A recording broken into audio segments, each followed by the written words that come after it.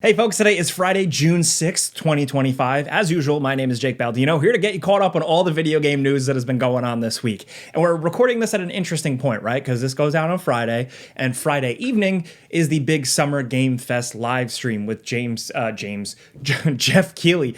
So expect a lot of news to come out of that. We'll have a separate video breaking down all that stuff. There's an Xbox event this weekend. It's a lot of stuff. It's almost like a little mini E3. So with all that being said, Friday and then leading back, let's get you caught up on everything. The first thing that went down this week, of course, was Unreal had a big event.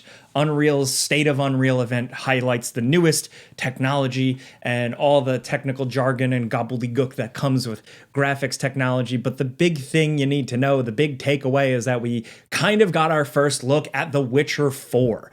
I say kind of because it's a tech demo, but it can at least give you a glimpse of what they're going for. Now, personally, I am very glad that CD Projekt Red fixed Cyberpunk 2077. Still, I look at some of this like I've looked at a lot of games that look absolutely astounding graphically, with a grain of salt, with a little bit of skepticism, right? Is Witcher 4 really going to look like this? This is absolutely gorgeous. I don't know. But they're implementing a lot of this Unreal technology into it, so this could end up looking like in the ballpark. Again, I'm putting all the disclaimers out front. I'm putting my skepticism out front because that aside, I do want to be excited. I think this looks really cool. This looks absolutely insane. Ciri looks pretty badass now. The environments look incredible. They teased a big city. They showed a whole kind of like fishing, mining village. They showed talking to NPCs. They highlighted how NPCs react with things in the environment, how they're dynamic, also how Ciri's animations work,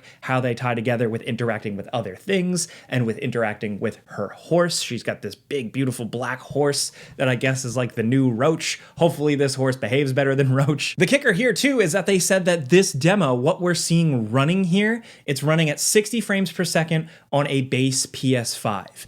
Now, after that, they said, quote unquote, this is the performance we're aiming for, and also that this is showcasing tech tools, right? It doesn't represent the final game. Again, so some skepticism, but I want to believe, you know? Life is short. I hope this is cool. I hope the game looks this good. Quote unquote, it's important to keep in mind that this tech demo isn't meant to represent The Witcher 4. It's a showcase of the tools we're developing together with Epic Games. That means specifically visuals like character models and environments may be different to The Witcher 4. That's the quote. And I'll say specifically too, like they only entered full production of this game not too long ago. You probably remember it made headlines a couple of months back. So we are not really looking at the game here. I know I keep belaboring that point. I'm not playing defense for the corporations or anything like that. I just think like at first glance, when you just see it posted on social media, you think it's like, holy shit, this is the game.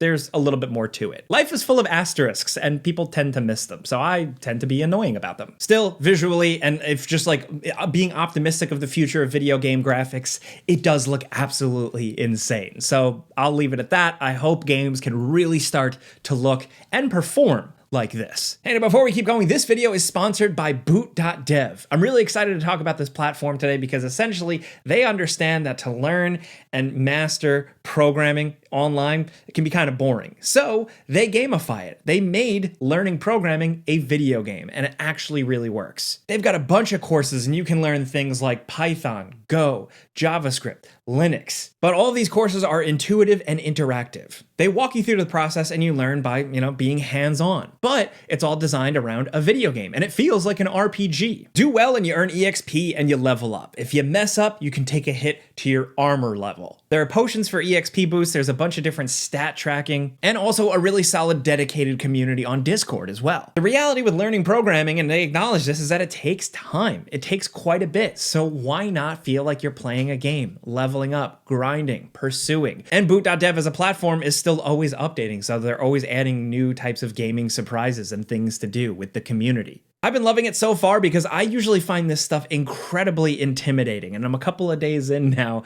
and I've been all right. I've been getting through it, and I've been having fun. Some of the references they make and how they explain things, it feels like it's made by gamers. It's like they get it. So believe it or not, there's like a demo. You can go to boot.dev to start the courses for free. Then when you're there, you can use code gameranx to get 25% off your first year when you choose an annual plan. Click the link in the description down below, or again, head to Boot.dev, and when you're there, use code gameranx.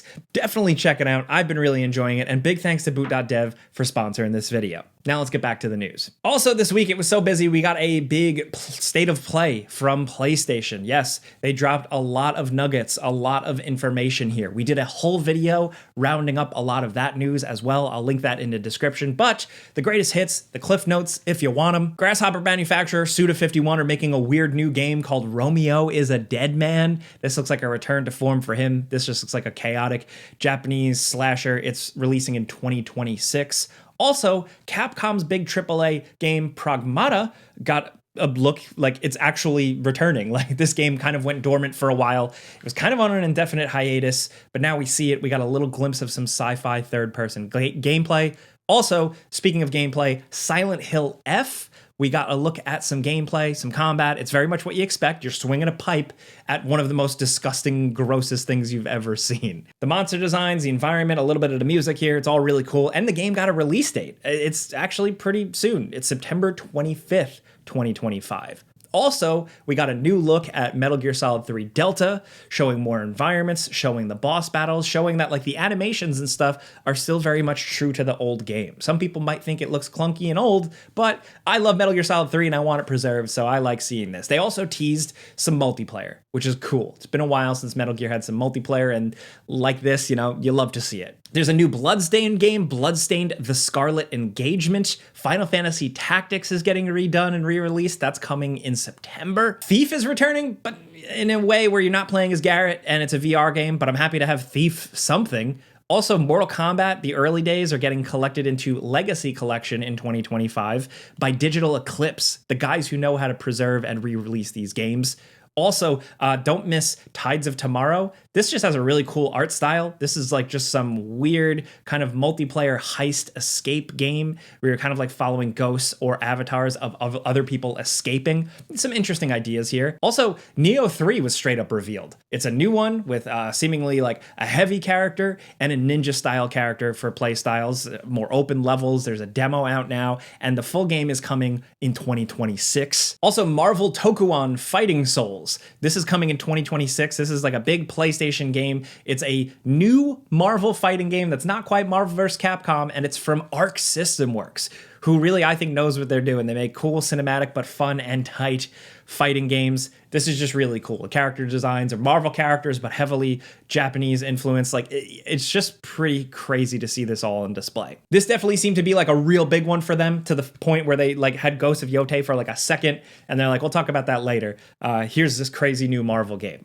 This is cool. I think it's them trying to capture the market, you know, like with all the Marvel stuff lately. And Arc System Works, I think, are definitely the people to do it. But for me personally, the big thing was IO Interactive, the people behind Hitman, Freedom Fighters, Kane and Lynch, some of my favorite games. Yes, Kane and Lynch. They are working on a 007 game, and it has now been officially revealed as 007 First Light. It features a younger Bond, which I wasn't really sure if I wanted, but it's a younger Bond, heavily more influenced kind of by like the Ian Fleming novels. There's some cool subtle references in there, and what we got here is a little bit of gameplay, a lot of cutscene stuff. It is flashy, it is Bond, it is third-person action, stealth, car chases, gadgets. It's, you know, as a first look trailer, it's checking everything I want. It's checking all of my whole list as a Bond fan, so I'm excited to see more. Apparently, we're going to see more of this soon. I'm curious to see how it really plays. It already looks and feels kind of like an IO Interactive thing, like an action Hitman, but I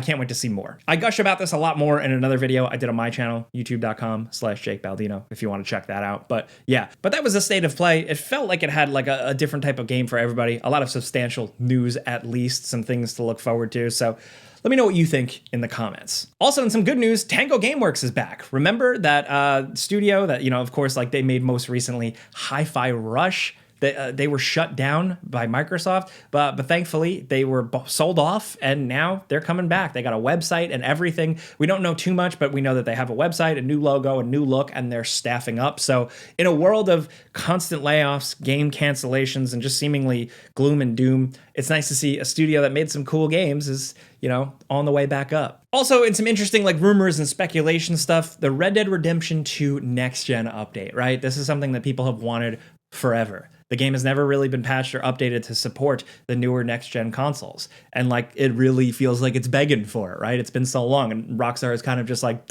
whatever. So the newest thing comes from leaker insider Nate the Hate, who has gotten some things right in the past. He says specifically that the next gen update rumors are true, and apparently that is slated to be announced and coming later on this year. He's definitely gotten some things right in the past, but who knows? This is all, again, rumor and speculation. But 60 FPS would be excellent. But also, like, there's so many things flying around right now, right? Just last week we talked about GTA 4 possibly being like re-released, Max Payne 3.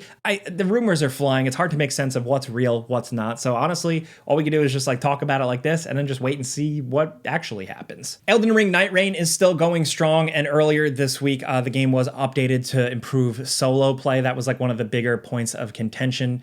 So it's still not easy, but apparently it is in the works to be improved. Along with that, people have already done a mod to do duos as well if you're playing on PC. So the Night Rain stuff has still been going strong. It's been interesting to see the reaction to this one. Not like this insane blowout thing like we've seen with other FromSoft games, but I think for the people that it really clicks with, it clicks with. And also in terms of new game releases this week, the big thing is Nintendo Switch 2. I was actually surprised to see stores around the country, a lot of people lining up around the block. So there is still very much excitement for this thing, even if its launch lineup is mostly centered around the big heavy hitter of just Mario Kart World.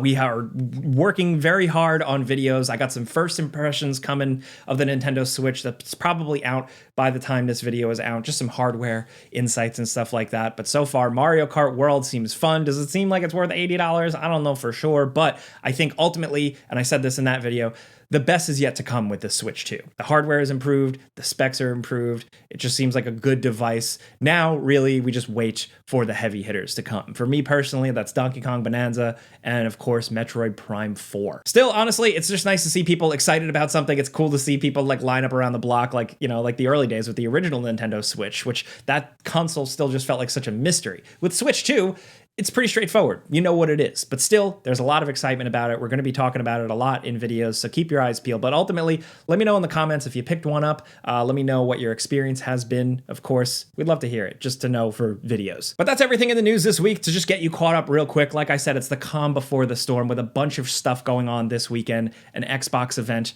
the Summer Game Fest event, a couple of other smaller shows. So a lot of game news is coming literally right after this. So I'm going to go get on a plane and go get some information and some news for you guys. But for now, let us know in the comments what you think about everything in the news this week. I know it was a shorter week, but just hit us up down there. Appreciate it. We're always down there as much as possible, but if things get a little crazy, you can always yell at me directly on all the social medias at Jake Baldino. But that's really it. All I ask of you now is to click the like button because it does help us out. I'm here every week to get you caught up on the news. But yeah, have a great weekend. Be safe. Enjoy the gaming news. Hopefully there's something good for you. I'm Jake Baldino. Pizza's on me.